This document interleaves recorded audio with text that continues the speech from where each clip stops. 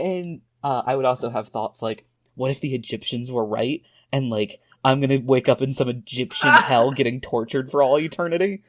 You're gonna wake up after you've died, and there's gonna be a dude with a fucking crocodile head being like, "All right, here's the scales, bitch." Here's your heart Look, and a I gotta be feather. honest.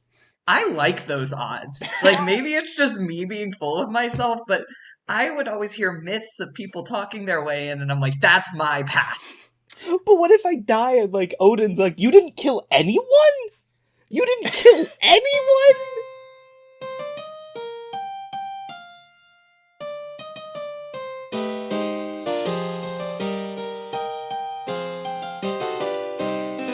Welcome to My Brother, My Brother's Friend and Me, a podcast where two ex-evangelical siblings and an ex-Catholic non-sibling watch Christian media and either praise or condemn it. I'm Aaron.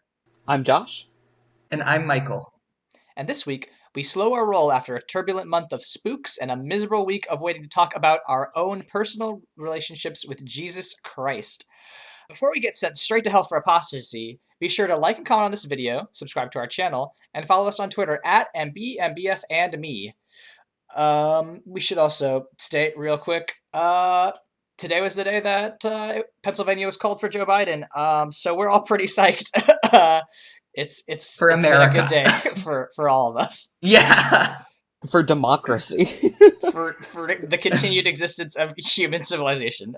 Awesome day, I would say. Yeah, it was good. I can't wait to go back to my natural state of being of hating Joe Biden in like a week or two. But I'm just gonna revel in this for a little bit. Listen, we're gonna have a lot of work on old Mr. Joseph Gordon Biden here in the upcoming years, but today at least we punched fascism a little bit, and that's good. All my homies hate fascists. So within that joyful context, Josh, you had brought up the idea of wanting to talk about like our own relationships with Christianity and how we came to, not really be practicing Christians anymore. Do you want to like talk about that, and then we can, get into our own relationships? Yeah, so I want to say the big inspiration for this is Ear Biscuits, which is Rhett and Link's podcast. From Good Mythical Morning. If you're on YouTube, you've probably seen one of their videos. Just two genuinely, like, chill dudes who grew up and were very into Christianity, and then talked about their, like deconstruction with the whole process. And their process is what helped me out, like, kind of put the last few pieces together, and also kind of inspired me to have this conversation with you guys, because it was remarkably different than my own, and I imagine all of our stories are going to be incredibly different. Yeah, and in that context, I think what we're gonna have to do is like have you go first, Josh, and then me, and then Michael. One, because it was your idea first. Second, because Michael, as longtime listeners of the podcast knows, is always the best at finishing things. And third, because we just can't have two Protestant stories back to back. That'll be no good. And plus, me and Michael have incredible similarities for the first, there's going to be 15 some years. overlap. Yeah. So yeah, just a little. Yeah. A smidge. Yeah. So, Josh, why don't you talk us down how you exited the Romans Road? Yeah.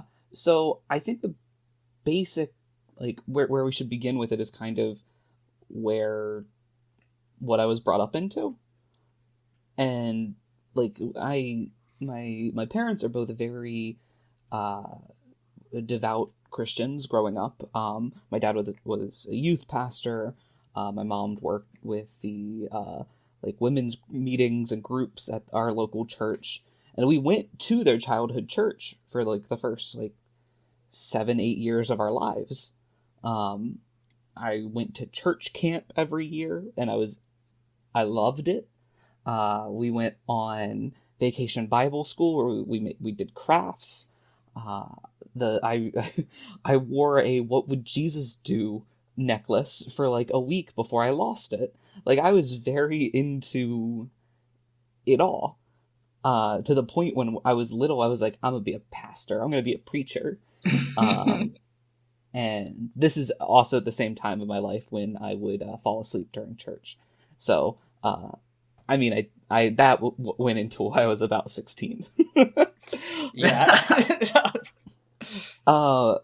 And then I would say the Fire Nation attacked.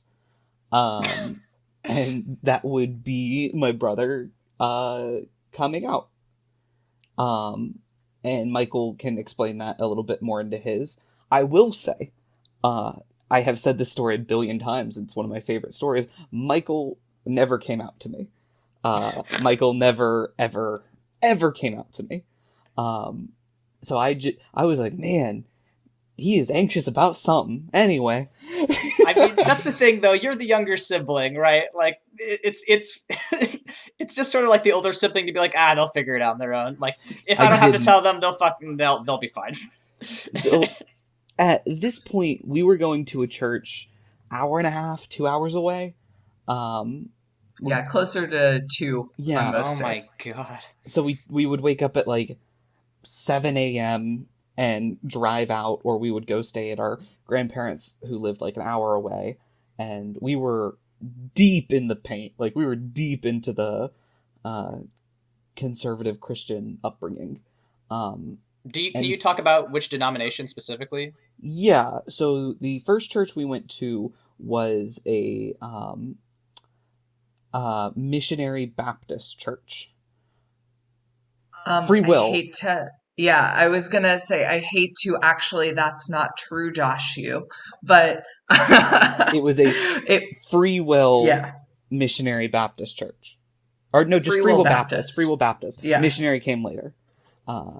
It was a Free Will Baptist church. I always just use Southern Baptist because it gives the correct, like, energy that existed. But it was a part of this, like, little congregation of, like, collective of different churches in Nova to the middle of Virginia that were all Free Will Baptist. And then we went to a different Free Will Baptist church in the middle of nowhere. And that one was different. It was more, I would say, like, the standard conservative, like, Christian vibe. And that's probably just because I was older and could understand things better. And that's when I got, like, a lot of my, they destroyed Sodom and Gomorrah because they were gay. And that could just be where I was getting older, so that's when they started telling me that kind of stuff. But I started to, like, have these conversations with Michael that were, I thought, very random for him to bring up. I was like, I don't know why in the world he would talk to me about why gay people were born that way and didn't choose it. But anyway, it's Michael. He lets me talk about Legos for 35 minutes straight. So I'll listen to him. And it got to the point where I was like, yeah, I mean, I might be 7, but you're making some pretty sound arguments here. The gay people are people. And that was kind of my, like, first glass shattering moment. And I looked around and I was like, a lot of these people are really mean. And, like, just, like, in general, like, I had a snowball fight outside with some of the other kids, and I got yelled at for, I do understand I was throwing projectiles at other kids, but it was a snowball fight. And I was like, these people are really conceited and mean, so I don't like it. And at that point, my parents were going through, like, their own dissatisfaction with that church specifically. I won't get into it, but my dad's believes what he believes, and super minute, like, how many angels could fit on the head of a needle kind of situation, where he disagreed with the pastor, and the pastor was like, oh, well, you're not Christian, so leave. He's like the dad in The Witch, is what you're saying. Yeah, but, like, he took you all out to this church in the middle of nowhere, and you prayed. You had to found your own church. And then the oldest sibling became a witch. Yeah. There's a lot of similarities here. So then, that's where I, like, once we left church number 2, and then we went to a church that's in Fairfax, and it's this little tiny 15 people go to this church, and like we're used to churches with like 120, 150 people in it sometimes. And this little church where it was me and Michael, one other person under the age of 20, and that person's mom, who was our Sunday school teacher. And that's where I got introduced to the idea of like chill Christianity, which is where I vibed for a very long time,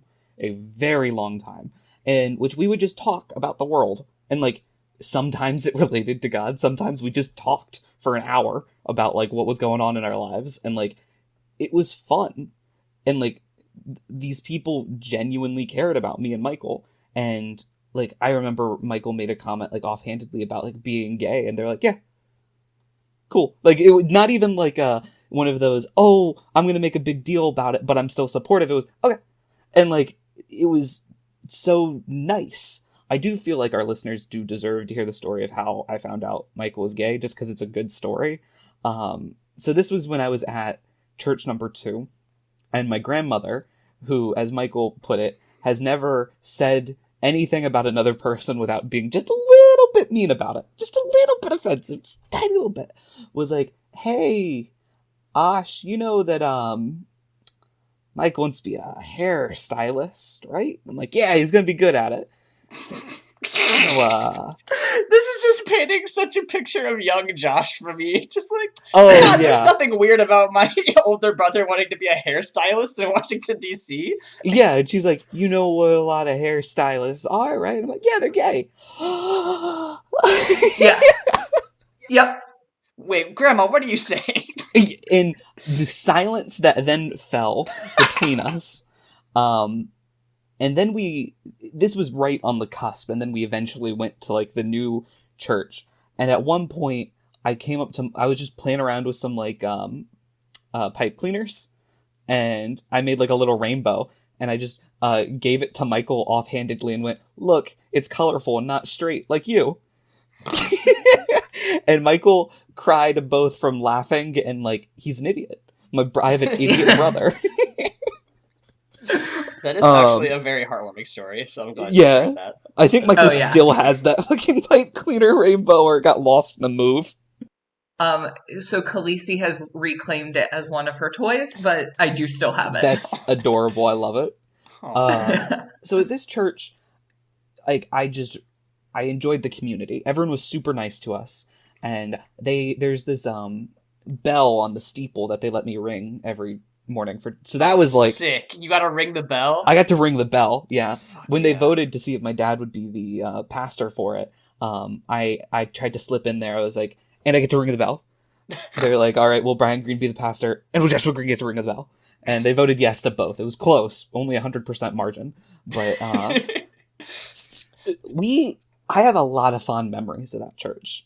Like, that is the only church I have fond memories of. It wasn't perfect or in full. It was good for me at that time period. But eventually I stopped going because I got to like high school and I was just like, I can't. Like, I disagree with too many things. Like, it's just, this is right around the same, like, right from middle school to high school is when I realized I didn't believe in hell. And if you know anything about Southern churches and Protestantism, they love hell. God, do they love hell. The evangelical movement in this country has an obsession with hell. My parents were more weirded out when I told them I didn't believe in hell than when I told them I was gay. The fork drop at dinner, it was crazy. But, like, I just didn't get it. I didn't. But Josh, that's our whole thing. That was literally. They're like, so what Yeah, do you more think or less. happens? And I'm like, I don't know. I just think eternal torture does not sound like something this benevolent God would ever sign off on. So this is when I entered. I went from chill Christianity to full blown hippie, and full blown. I don't believe in a hell. I'm pretty sure I believe in a heaven. And now that I'm saying it, I'm kind of describing Judaism, but I that's when I settled. I was like, this is where I'm gonna settle. And I was like, with that idea, I can fully embrace the LGBT community. There's nothing holding me back from like loving the people around me. And this is also when me and Michael went to a Unitarian church that's really close. An incredibly pro-gay, pro-help the poor, just good people. I have nothing but great memories from that church. What Um, the anecdote about Unitarian churches that I heard is that Unitarian churches are the places where atheists take to send their kids to church. that was so true. There were so many atheists that just went there because they're like, it's nice. It's just like the preacher, reverend, I don't remember what his title was. Our first day there came up and just chatted with us, and I made some stupid joke that they should have a inflatable gorilla up on the steeple just to get more people in. And Michael said if I made that joke one more time, he wouldn't bring me anymore. And I did say that in front of the pastor. Yeah. Who I also was like, look, I'm not splitting hairs here. I'm gay, not sure what I believe in this. What's up? And he goes, well, I am a bisexual atheist and I'm the pastor of this church. I think you're fine. Man, I should go to Unitarian church. That rules. They were so chill. And eventually Michael had to stop going because of like work stuff. But I was dating someone at the church, and so I went with them for a while, and then I no longer was dating that person, and they got the church in the breakup. Like many things, my dating life strikes again. But honestly, like, I realized, I was like, oh, I just liked it for the community. Like, I wasn't getting anything. And I want to stress at this point in time, like, I prayed a lot. Like, a lot. I always prided myself on feeling, like, a closeness with God. Like, I would spend a lot of time, because I'm anxious, stressed that I wasn't close enough with God. If you have anxiety and went through, like, church in general, I think you kind of can relate with, like, everyone was telling me, oh, once you get saved, you'll never forget it. And I'm like, well, I grew up in this. There was no moment where I was like, this is when I stop the hard drugs and paying for sex. I'm a 4-year-old. So, like, it's all I knew. And I would also have thoughts like, what if the Egyptians were right? And, like, I'm going to wake up in some Egyptian hell getting tortured for all eternity. You're gonna wake up after you've died, and there's gonna be a dude with a fucking crocodile head being like, all right, here's the scales, bitch. Here's your heart Look, and a I feather. gotta be honest. I like those odds. Like, maybe it's just me being full of myself, but I would always hear myths of people talking their way in, and I'm like, that's my path. But what if I die and, like, Odin's like, you didn't kill anyone? You didn't kill anyone? You didn't slay any giants in glorious battle? Get the fuck out. What do you even... Go wander the earth. Be a lost soul. So, like, questioning was always a part of me. Like, I love to pick at the strings at things. It's the younger sibling energy. If there's a string to unravel, I will pull it. I don't like how much both of the people just nodded. Because we fucking know. Yeah, because we're aware. Younger And- sibling. I was so happy with hippie Christian. Like, I was so happy with it. And then I went to college. And like you do with most things in college, you make mistakes. And I was like, I'm going to go, this church, there's a service on campus. And I was like, I'm going to go just to see. I miss having a community. I'm lonely. I'm depressed. I sat down on the pew and had a panic attack. And the first thought I had while having said panic attack was, this is interesting. Huh. Fascinating. So I'm sitting there, leg vibrating, staring straight at the floor, trying not to look like I'm having a panic attack, and going, why? And I realized it was because it was a mix of guilt, because I didn't feel what they were describing, and it was every bad memory I ever had came racing back. And the second it ended, I bolted out of there. I apparently sat towards the back, and a couple people asked me if I was a guest preacher. And I had to be like, I've never been here ever in my life before, but if you want, I can say a few things. I I mean, mean, if I've you're got some asking. stuff I'd love to talk about. I've been working on some new material. I'm the new Christian comedian. Uh, and that started the thought that I ignored for a really long time, which was, why am I a Christian? And the thought was, if my parents were Muslim, would I just be a hippie Muslim? If my parents were Jewish, would I just be a hippie Jew? And that would just hit me randomly. And this entire time, still praying, still trying to figure out what that meant in my life. And then I also realized, like, hippy dippy Christian's kind of been part of my identity.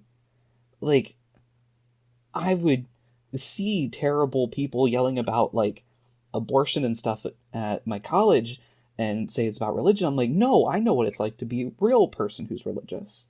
That's not it.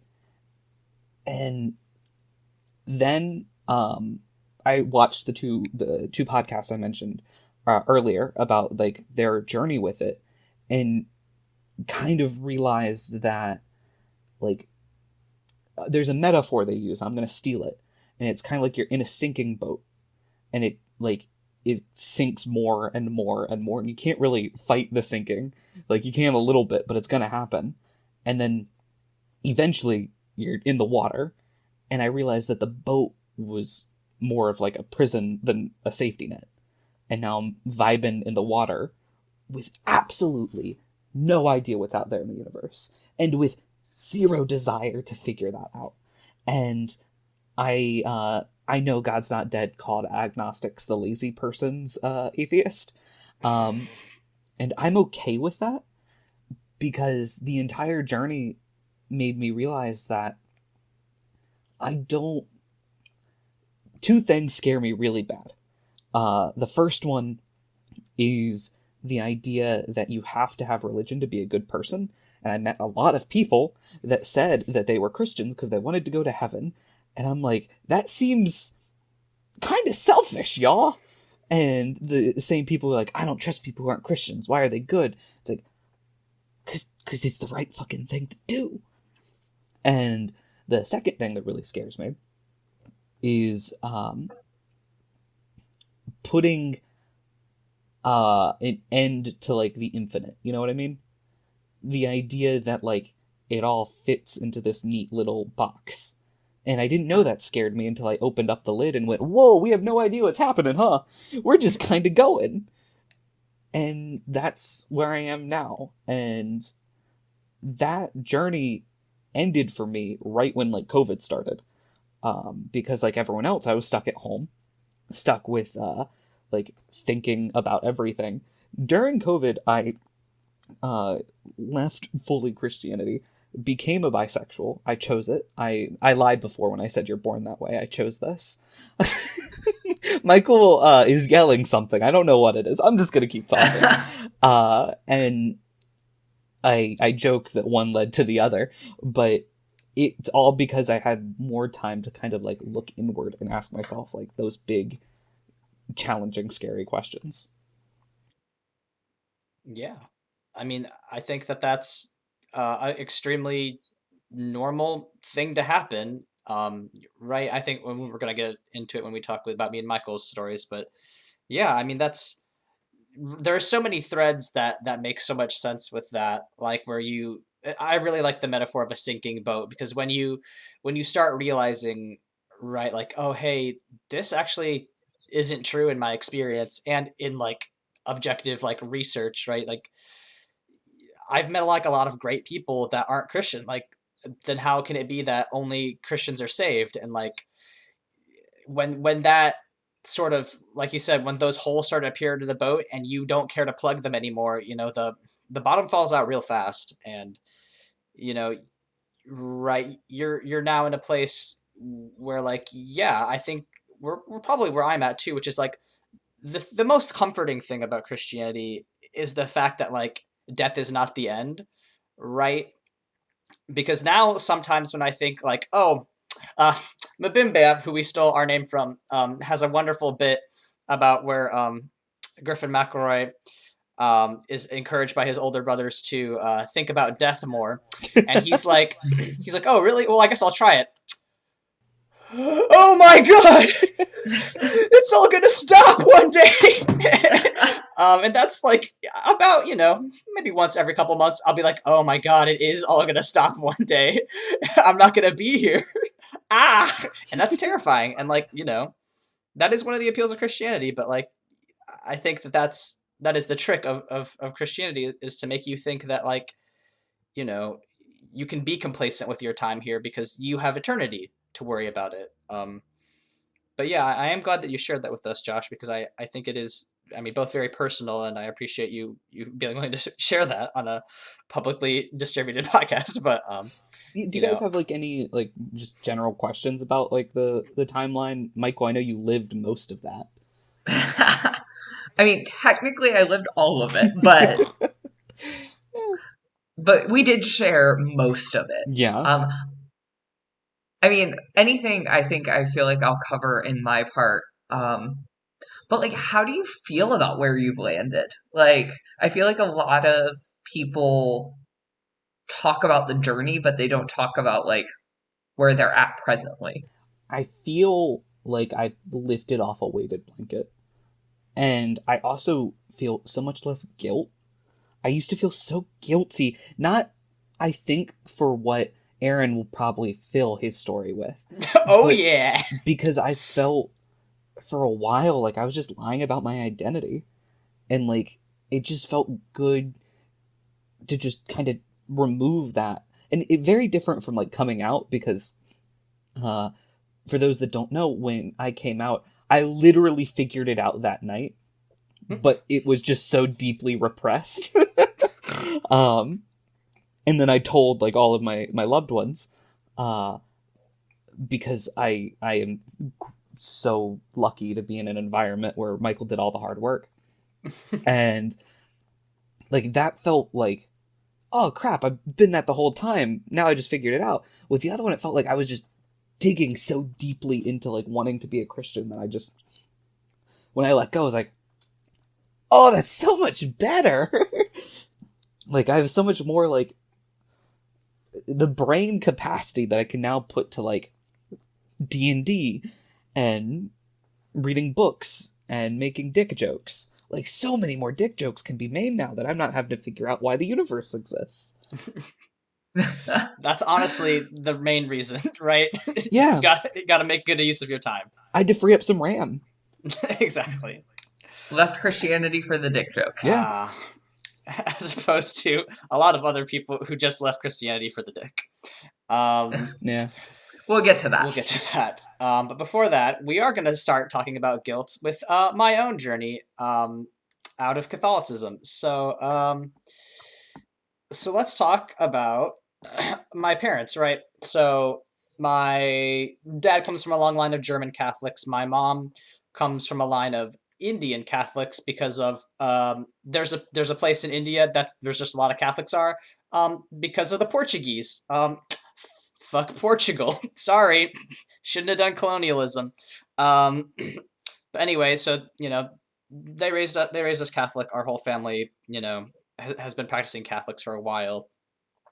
Um, but like for me, it started like I did what they call the Co-Fraternity of Christian Doctrine, or CCD, which is basically like if you don't go to a private like Catholic grade school, you should go to this so that way you're trained in Catholic Catholic doctrine, and that's what I did for most of the time. I did have a brief stint where I did go to a Catholic grade school when I was in the 4th grade, and it made me so fucking miserable that my parents pulled me out after 3 months because I was like literally crying every night, as like crying myself to sleep every night, which is like extremely dark, right?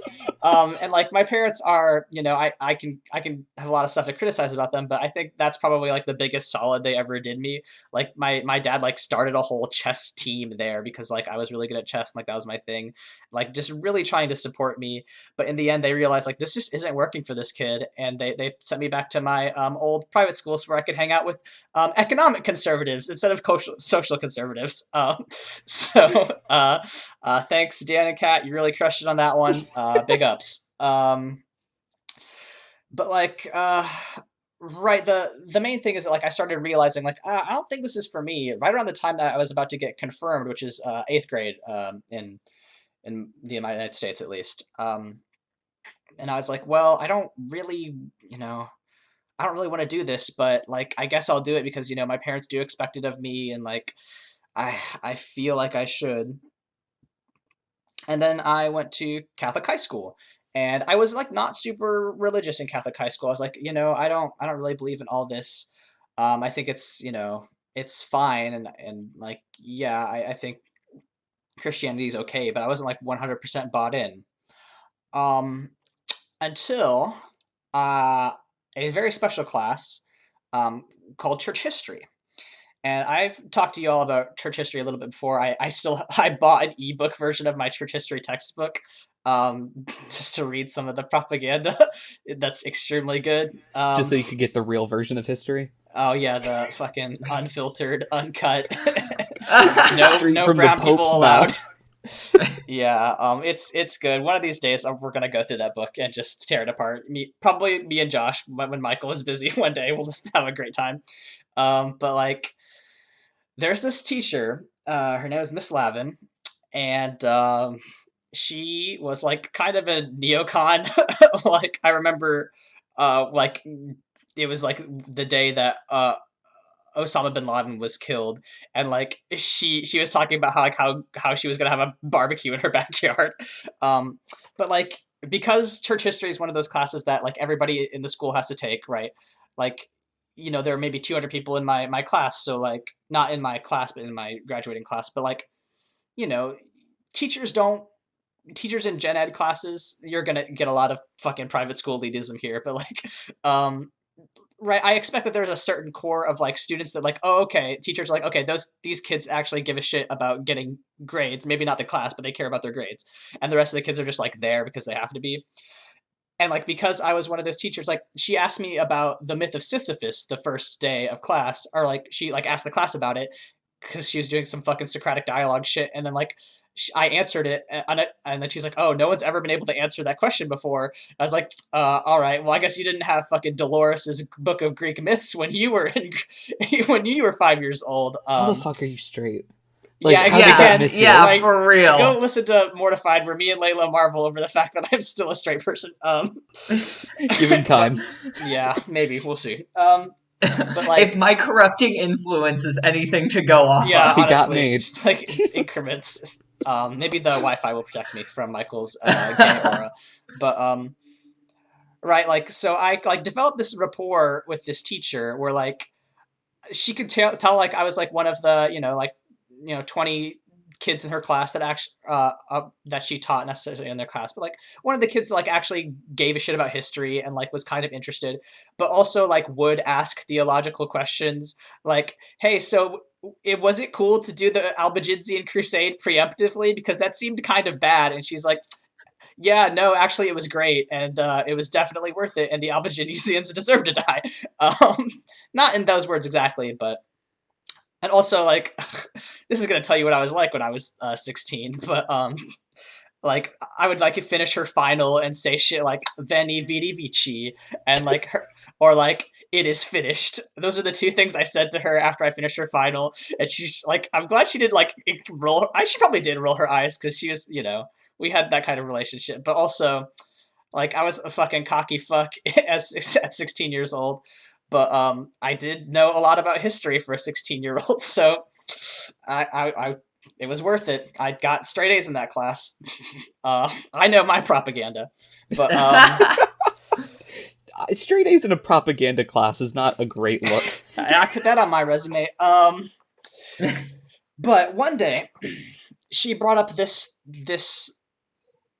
sermon by Saint Leonard of Port Maurice, and it's part of a doctrine that is known as the fewness of the saved.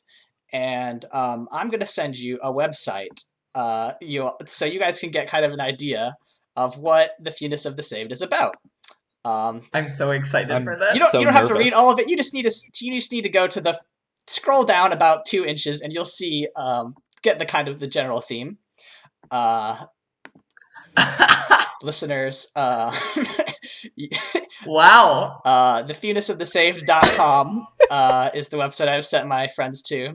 And the first image is a fucking huge winged skeleton spreading its arms with a bunch of upside down, like, white people that are naked being tormented by demons.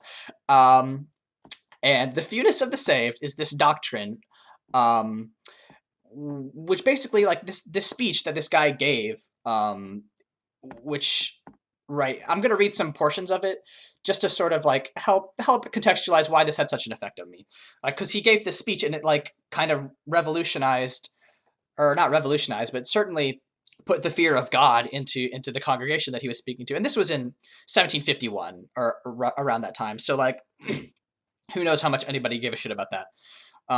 Quote, the following narrative from St. Vincent Ferrer will show you what you may think about it. He relates that an archdeacon in Lyons gave up his charge and retreated into a desert place to do penance, and that he died the same day and hour as St. Bernard.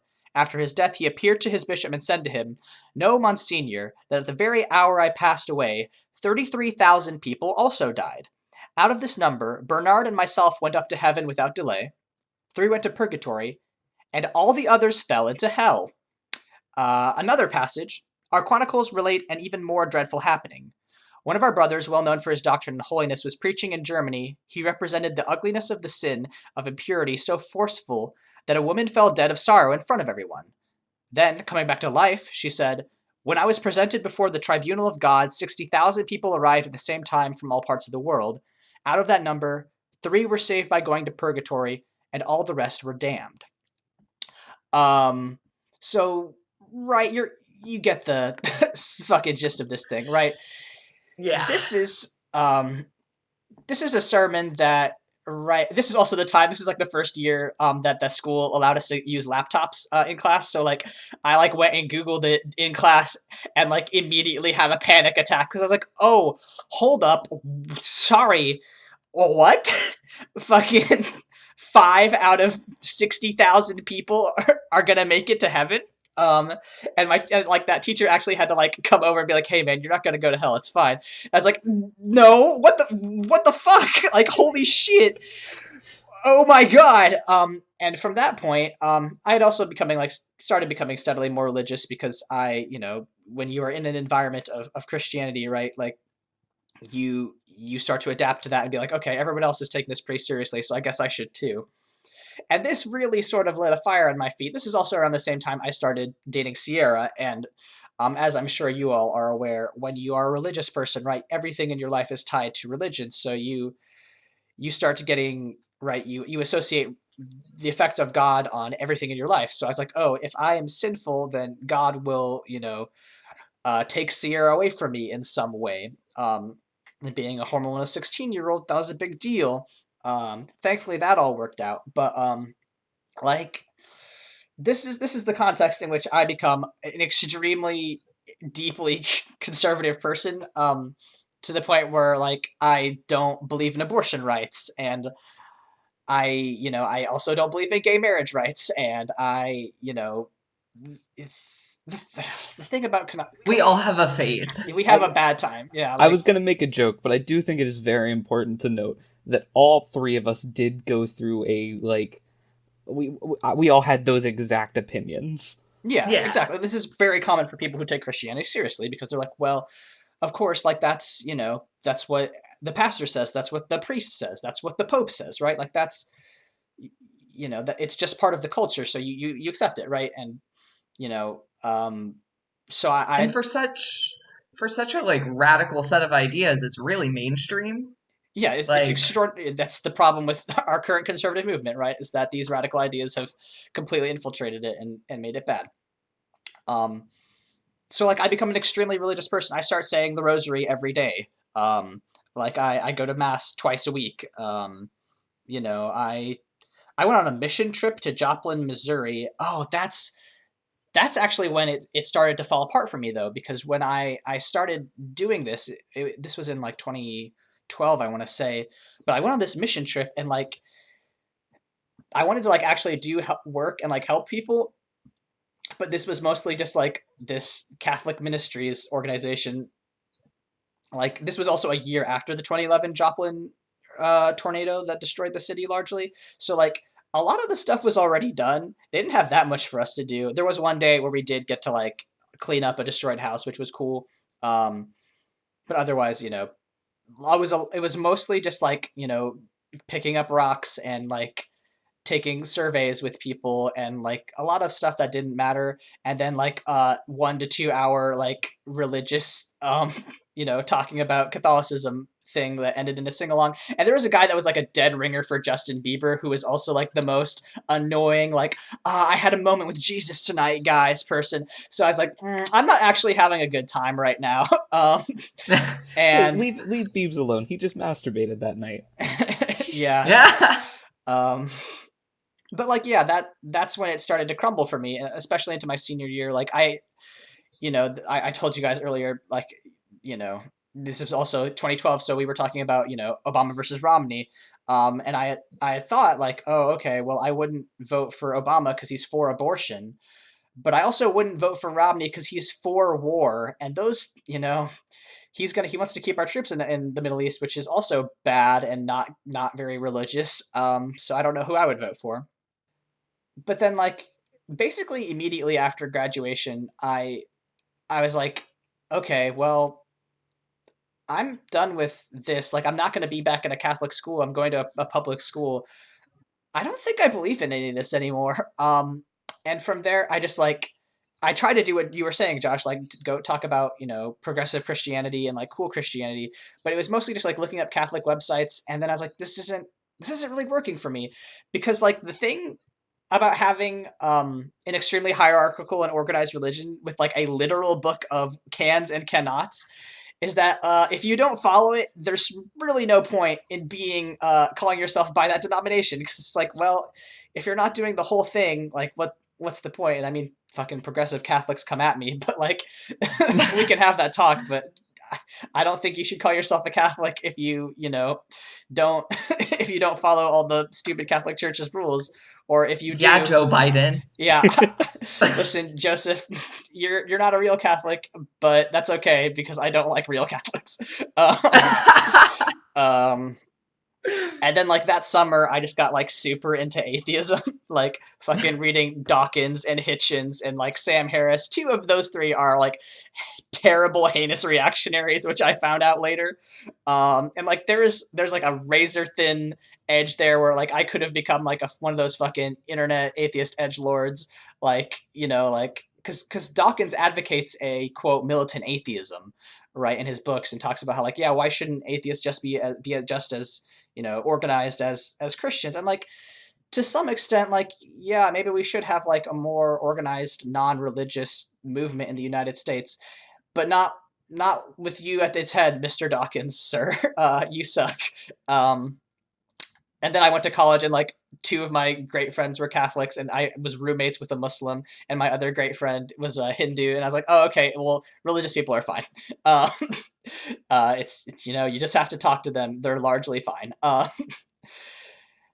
So like, yeah, I think there's a conversation to be had with like, you can be friends with people who with different beliefs, but also you just like can't condone their actions. We're having a lot of conversation about that this week. And to be fair, I don't think you should be friends with people who aren't sorry that Donald Trump, isn't going to be the president anymore, right?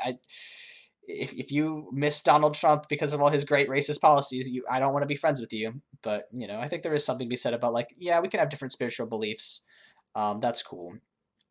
And I mean that's basically where I left off. Like, I'm technically an atheist, but like I think I'm still open to having my mind changed. It just seems very unlikely. Like I've just I've seen a lot more shit since I was in high school, right? I went to do the nursing program where I saw people like fucking dying and like I actually came face to face with poverty and like systemic problems for the first time in my life, because I had to see what Terre Haute, Indiana had to offer. And like, you know, that sort of stuff is it's hard to believe in a just and kind and benevolent being when you have to see all sorts of terrible shit. Not to get, not to get into my fucking war stories, but like, I don't think I'll ever be a religious person again, but that's not saying I'm not open to it. I really like the idea of spirituality. Like you were saying, like I wouldn't necessarily hate going to a universalist Unitarian church because of the community, right? Like that's the thing that I miss most about being a religious person is the community and like singing like Catholic hymns. I was in the choir like at school. Like I really missed Catholic hymns.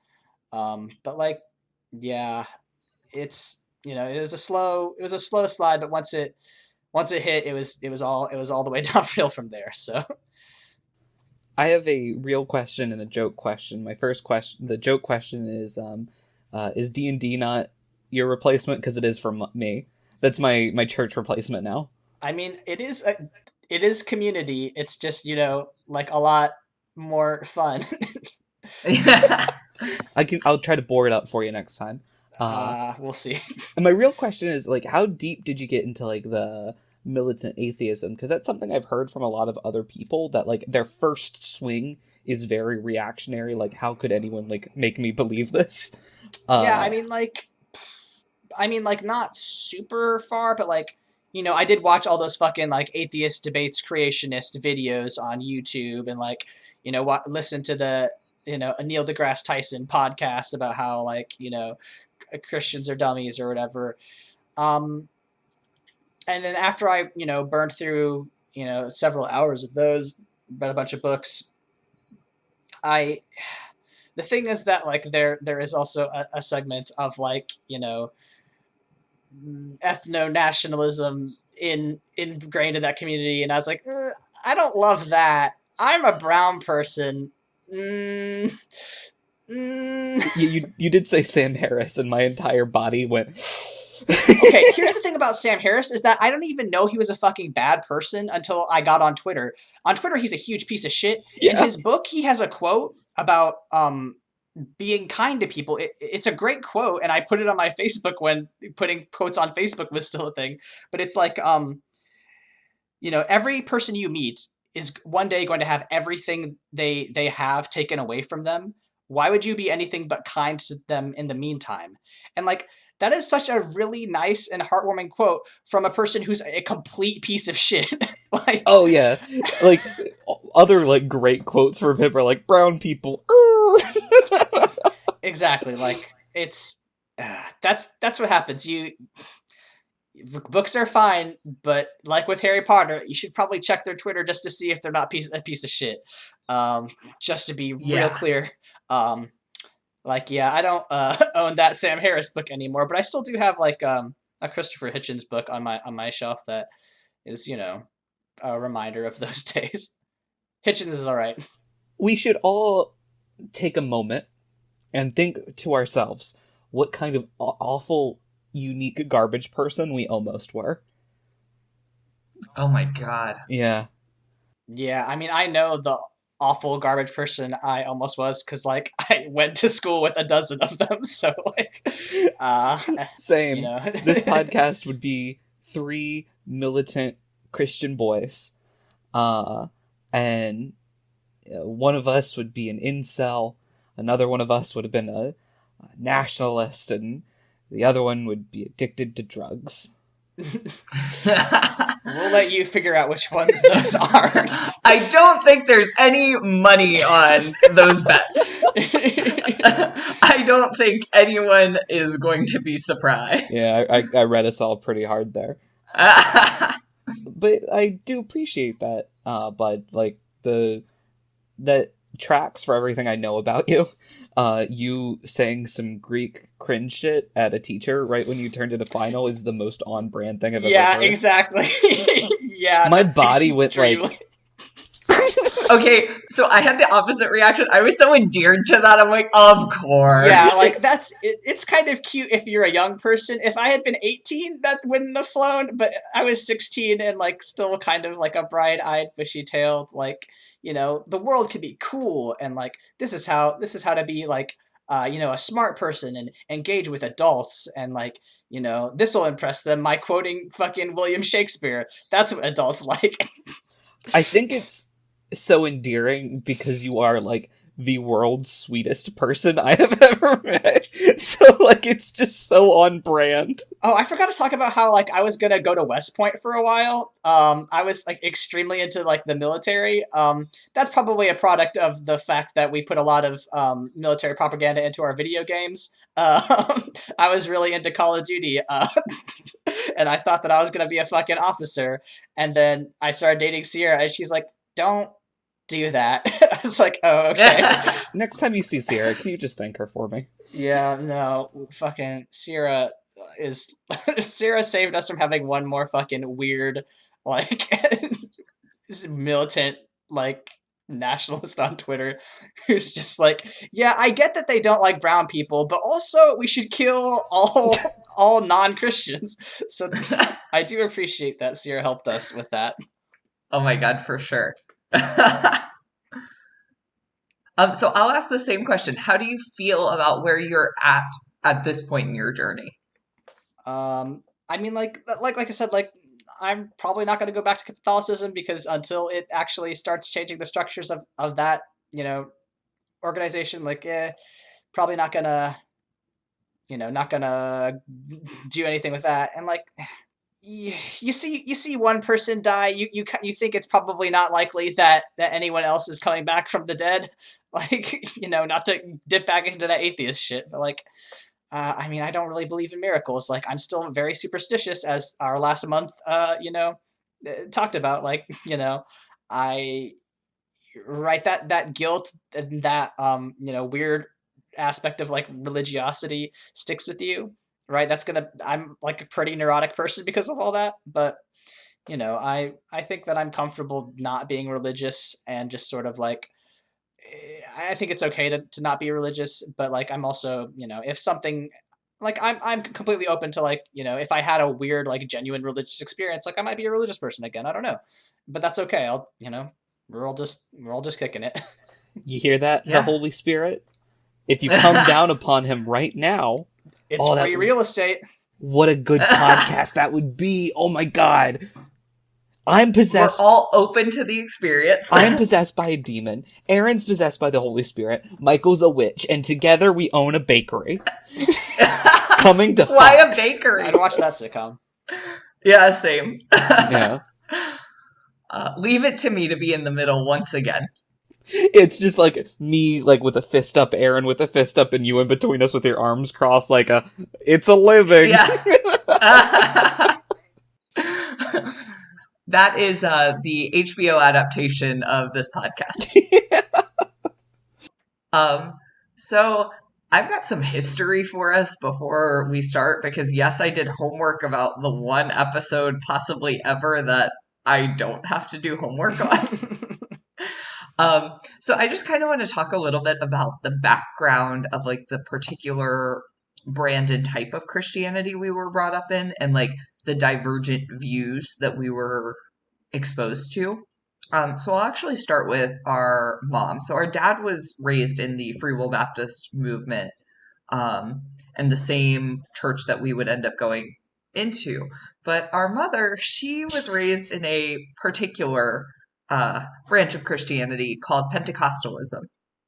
I'm sure you've all heard of it, but it believes it's a like charismatic Christian movement that really, really took over in like the 60s in a mainstream way, and it took over amongst like the working class, and across a lot of different races. But Pentecostalism believes in miracles, it believes in divine work.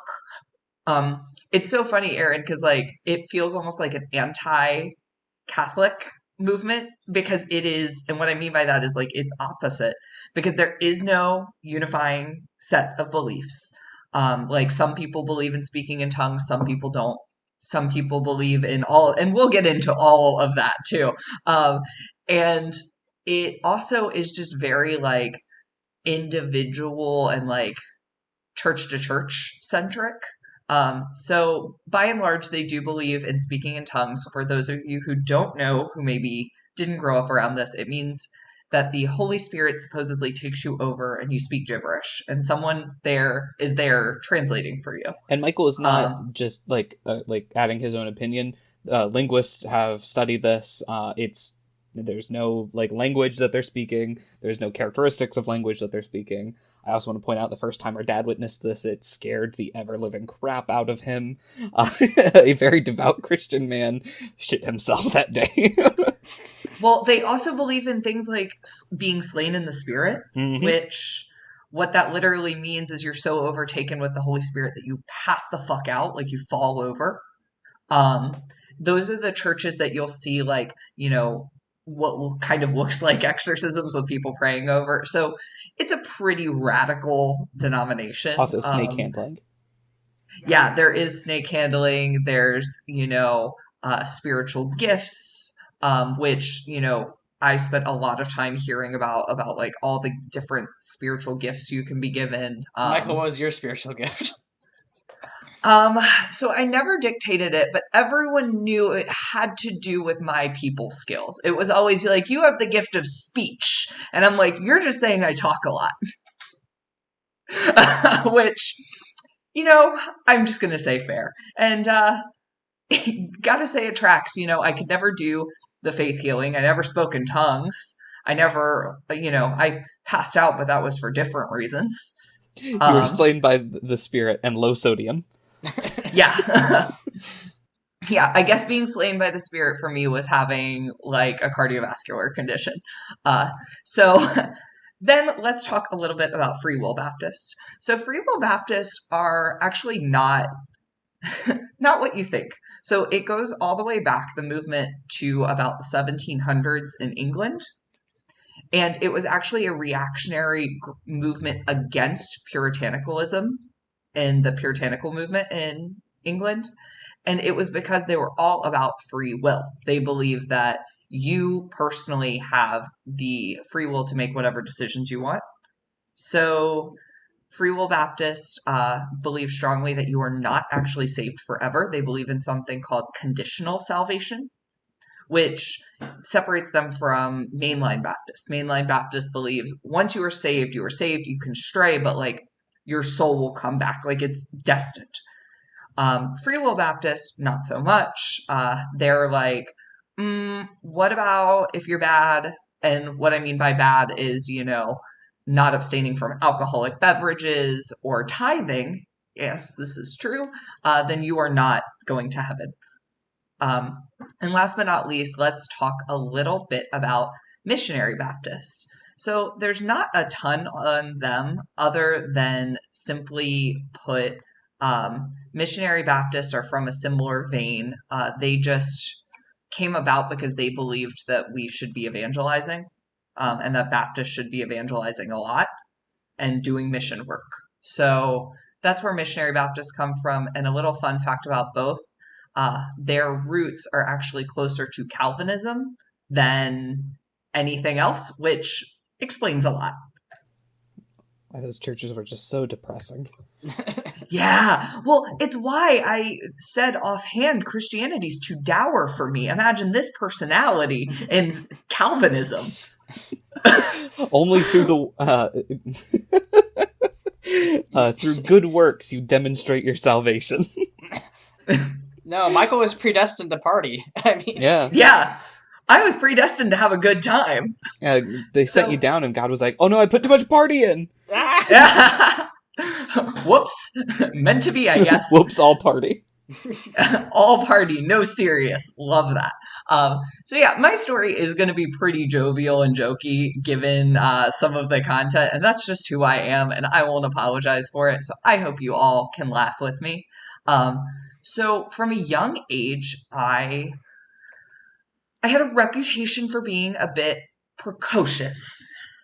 I loved to challenge authority figures, ask questions about things that they didn't love me asking. And I mean from like 3 or 4. I don't mean like, oh, I was like a precocious teenager. No, no, no. I mean like a 3 or 4 year old. I was a toddler, uh, asking really, really big, complicated questions to Sunday school teachers like, I saw on TV the world's getting hotter and global warming is happening. Doesn't that make us bad stewards of the earth?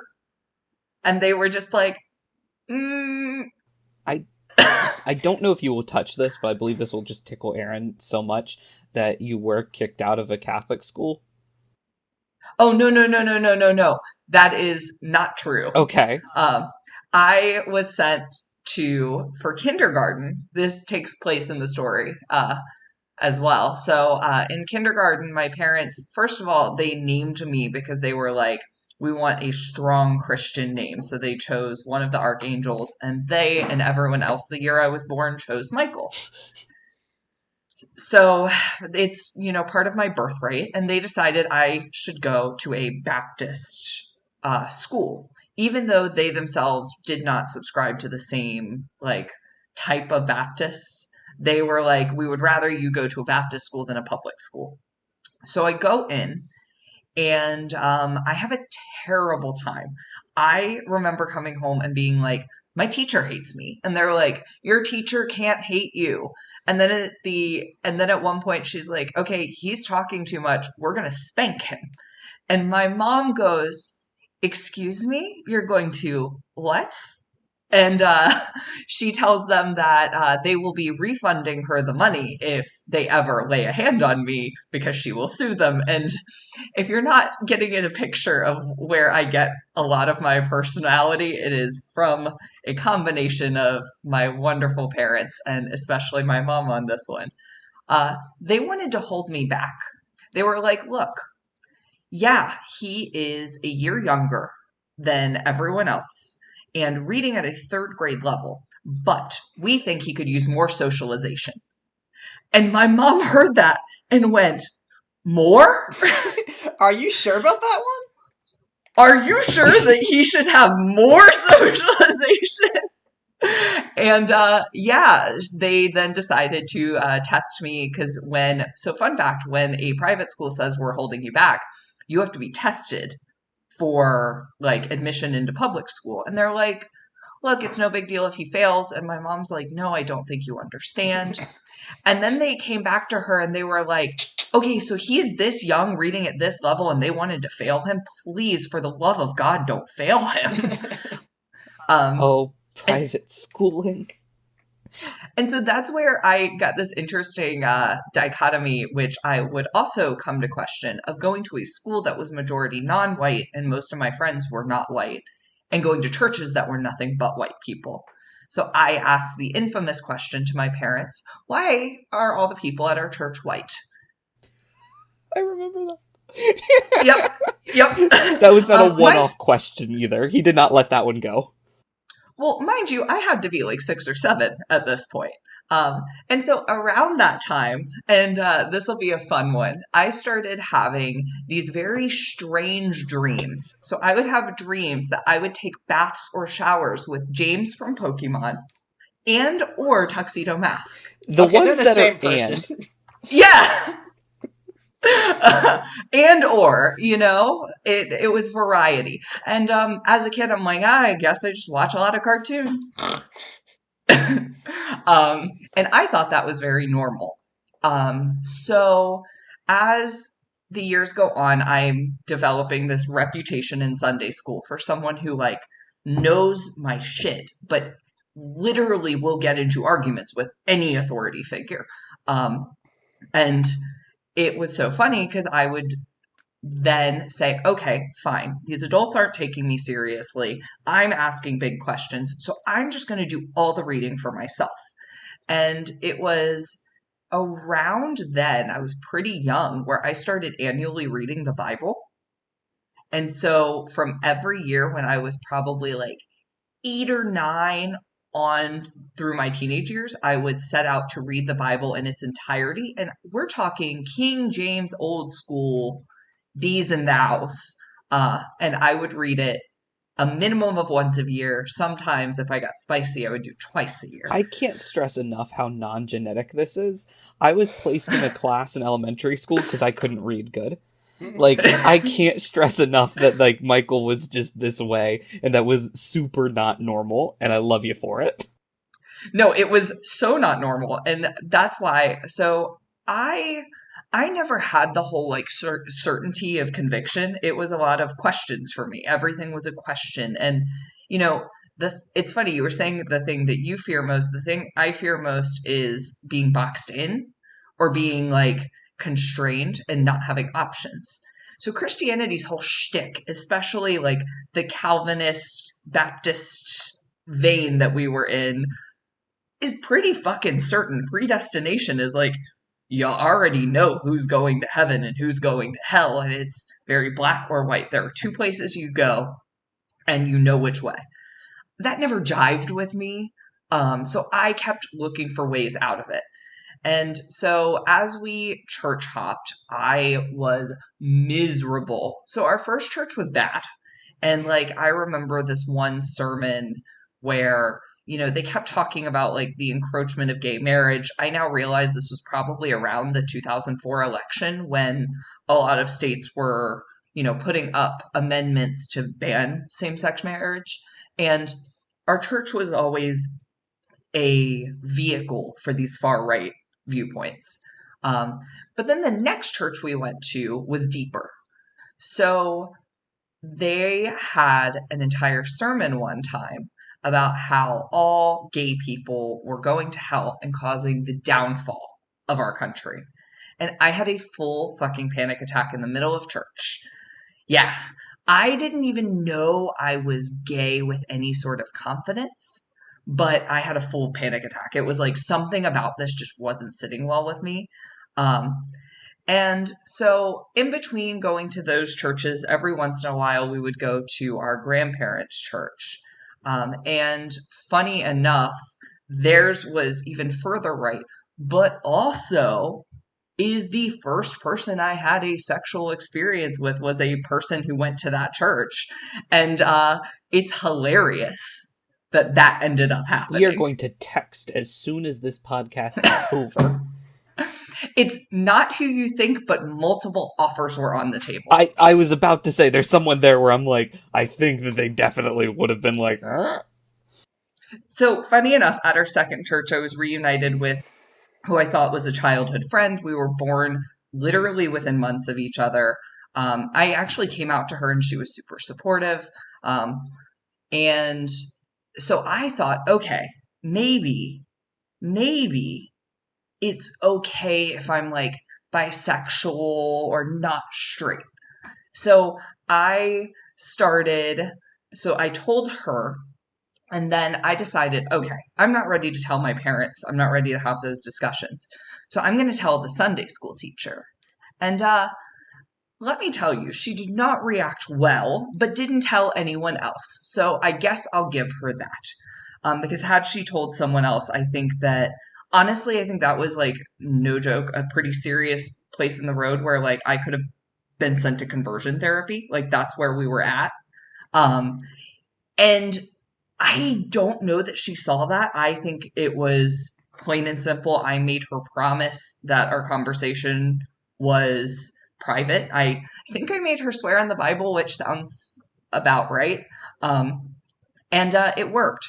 But this story is about to get much more funny. So I did not love that church. We ended up leaving and we went to the next church, in which I decided, you know what? Fuck this. I'm not going to be closeted anymore. And I just started coming out to everyone and kind of used some of that combativeness and some of that like Bible know how and the homework that I love to give myself when I can't sleep uh, to read up about like Christianity and homosexuality and like the history of that. And like I knew sources, I knew all of that. And that was right around like that was right around when I came out to my brother here. And let me tell you, if you name a clobber verse off the top of my head, I can literally recite to you why like queer Christian movements think it's wrong. Um, and so I actually, around this time too, had like a political awakening.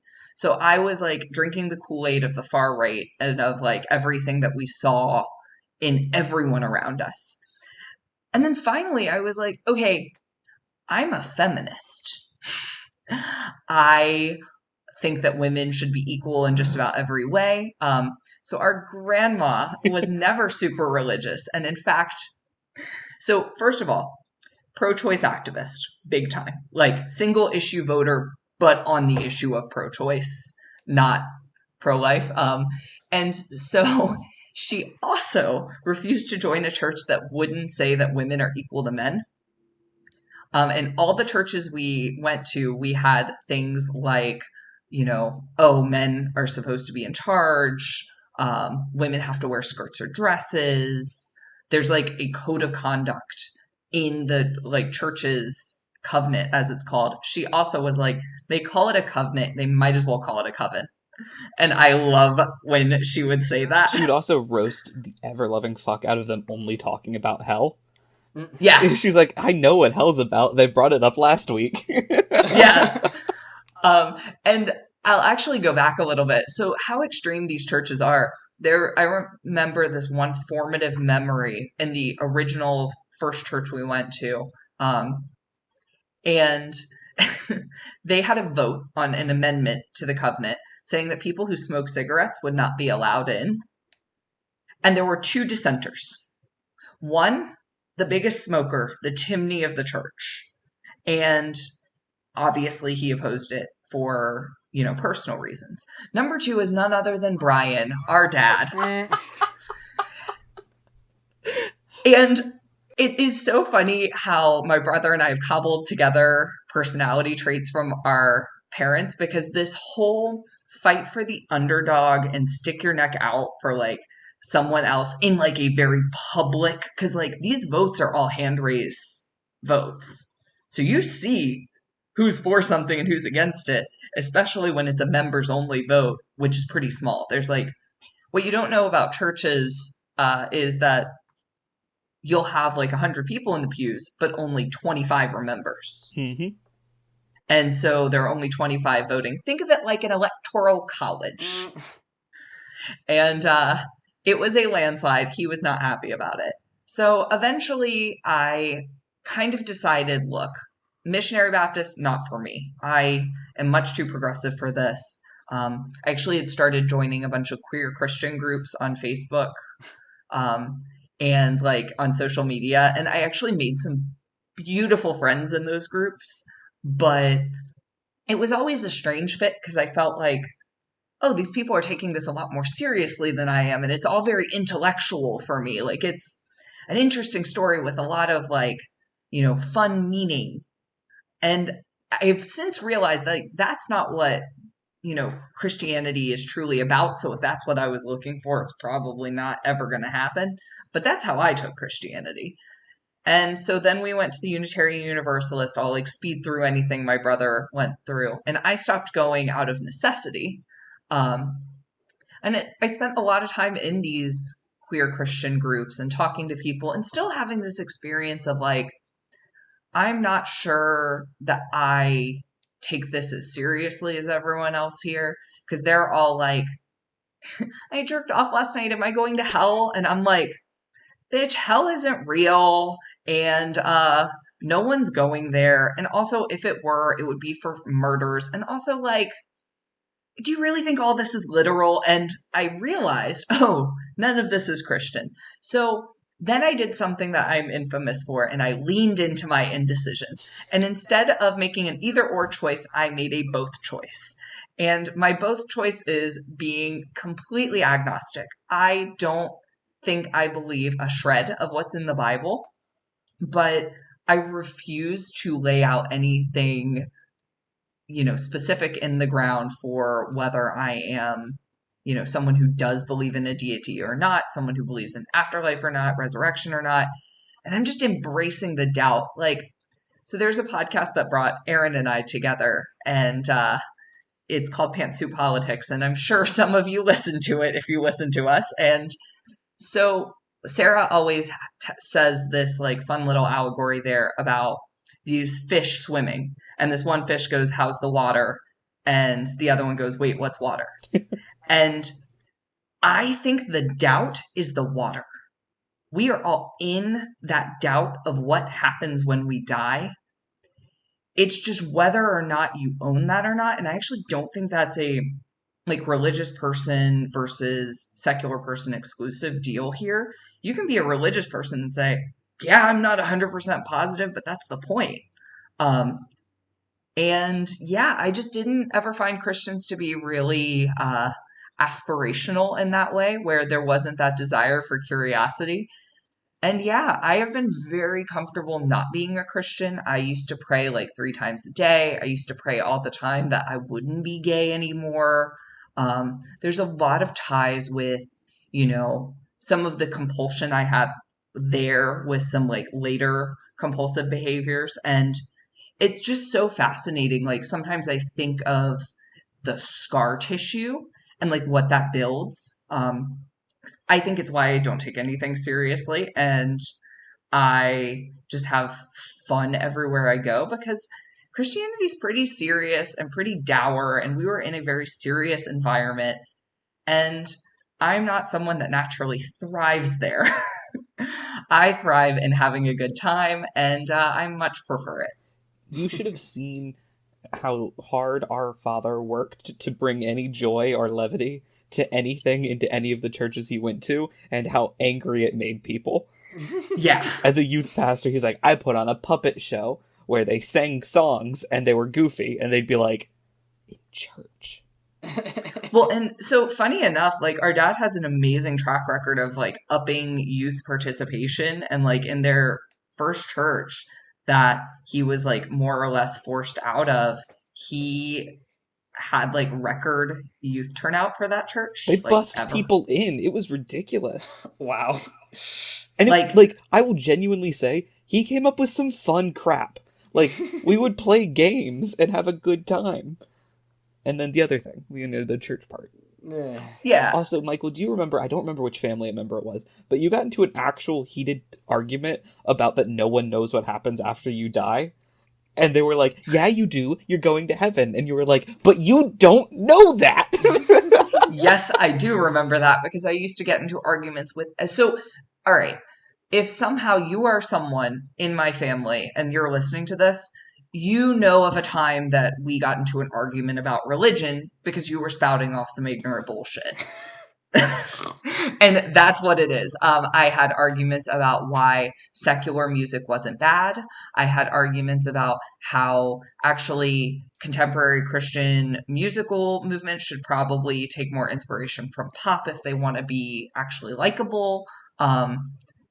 And yeah, it's so interesting to me because all of my relationship in retrospect with Christianity, I would have described myself in the thick of it as so like devout, but all of it was intellectual. All of it was very much like I was reading a story and diving into it. I have a book here of like religions and cults that my dad gifted me, and it's because I've always been obsessed with that shit and I've read so much about it and Such so much about different such an movements on-brand and gift. groups, right? For both of us. I find it interesting that you, the person who came out first and had a genuine struggle with like culture that you grew up in our family, left due to intellectual reasons, and me, who is a bit of an outsider to that struggle, left due to like emotional reasons. But that's also you and I our personality divergence a little bit. Like I don't know. I'm fun and effervescent and I own that, but I'm also a very curious person and I like to consume a lot of, information and learn a lot and think a lot. And for me, no belief goes unchallenged. There's not a single belief I've arrived at that I haven't thought, you know, oh, what about? Except for simple things like humans should be treated like people and Black Lives fucking matter.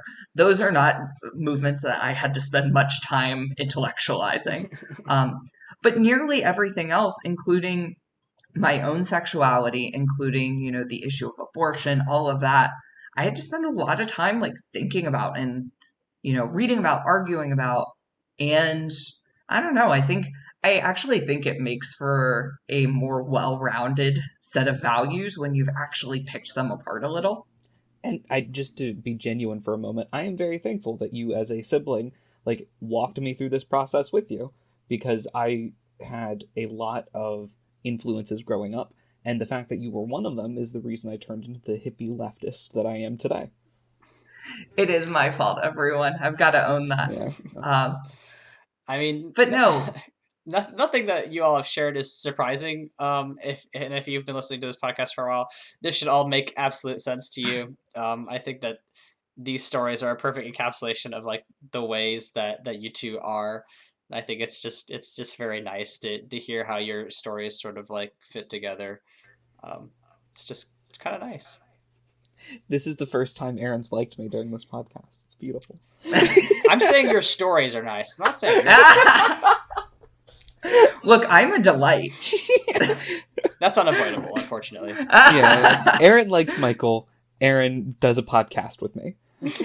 You know, it was actually so funny because I distinctly remember Sunday school teachers being like, you know, oh, like he argues with me a lot, but like he's good to have in the class. So like I was never actually kicked out of a class, even though my parents were talked to several times.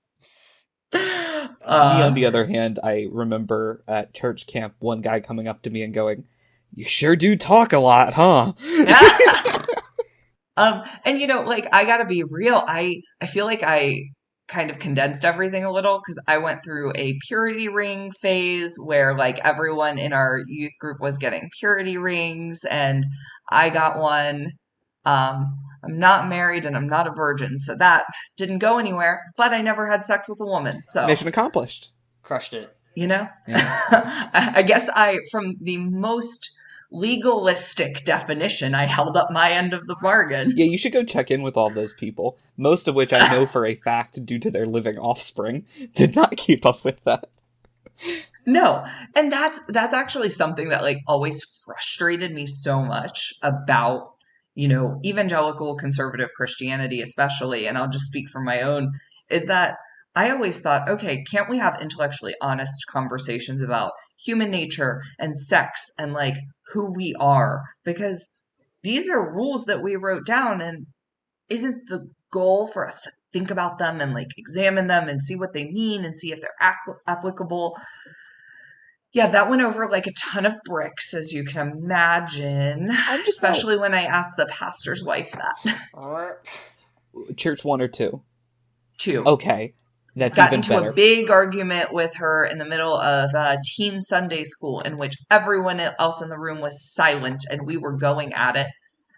We also went at it about drinking because she said that Jesus turned water into fucking grape juice, and I was like, wouldn't it say grape juice if that was the case? That's the same And lady who yelled at me for having a snowball fight. Okay, well, Yeah. she sucks then. Yeah. she's a monster. Even our dad at the time was like, "This fucking bitch." Yeah. It's so funny, like, because learning that my dad hates all the same people that I do from my childhood for vastly different reasons is such a bonding experience where he and I can yes and each other's criticism about the people that I grew up around. I just realized your relationship with religion is very similar to his in the fact that like he will research deep into like passages and the history of them and like different languages that words that were used in different versions of the Bible and what that could mean for like different interpretations, all in like a Southern Baptist sermon, which is impressive and you don't see very often. And meanwhile, me and my mom are like, I'm feeling, so that's what I'm basing it off of. Well, and I feel like I developed that because I had to argue with his batshit. Like, Yeah, you did. Because if I can go toe to toe with anyone on biblical information, it is none other than Brian, and he and I have such a good time arguing about it. That's lovely. That's actually very nice. We are very close to just me and Michael ranting about like the terrible people that we went to church with. Yes, and I don't want to have to edit all that out. Yeah. No, of course. Do you guys have any questions or anything that I maybe skimmed over? Nah, this all makes complete sense to me. It does track incredibly for like who you are. And I remember having like discussions like this with you in which you would like be like, all right, this is what you say if they say some shit about like this verse. And I'm like, all right, I got you. And I don't know, it was just, not to feed your ego too much, it was very nice that you did most of the legwork for me in becoming an agnostic and gay.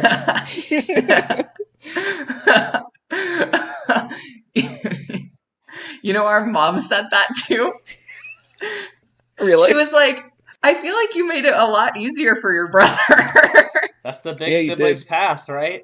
I want to point out, I was not sidelined during all of those journeys either. No! It was you were right there. Yeah, it was a team sport whole way. Oh my god, yeah.